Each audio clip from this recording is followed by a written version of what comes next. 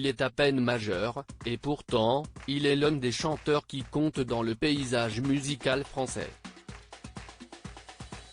Depuis sa victoire de The Voice, Kenji Girac vit sur un nuage.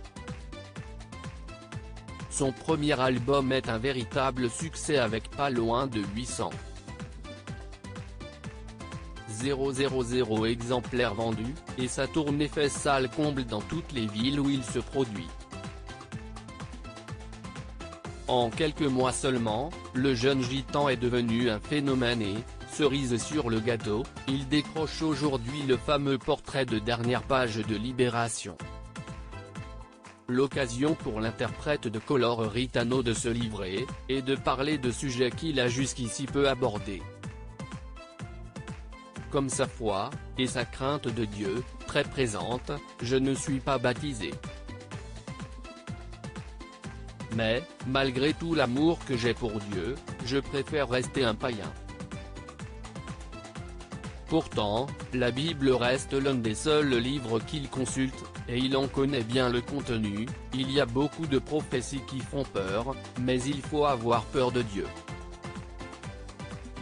D'ailleurs, tout ce qu'on voit dans le monde actuel, l'argent, l'orgueil, tes meilleurs amis devenus tes ennemis, tout est écrit dans la Bible. Il se passe quelque chose en ce moment.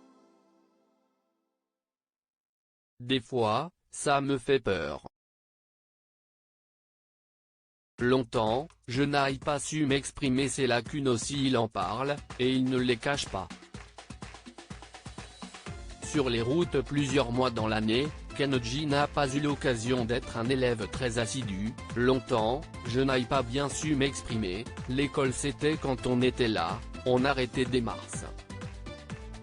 Ce qui l'intéressait réellement, c'est la chanson, et ce, dès tout petit, mon père adorait la fête. Quand il y avait des gens respectables, qui venaient nous voir, il me prenait sur ses genoux, et me faisait chanter du Luis Mariano et du Julio Iglesias.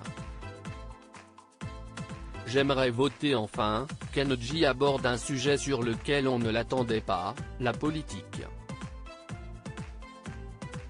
Le jeune homme, qui fêtera ses 19 ans le 3 juillet prochain, avoue ne pas être un électeur. J'aimerais bien voter, mais je n'arrive pas à comprendre.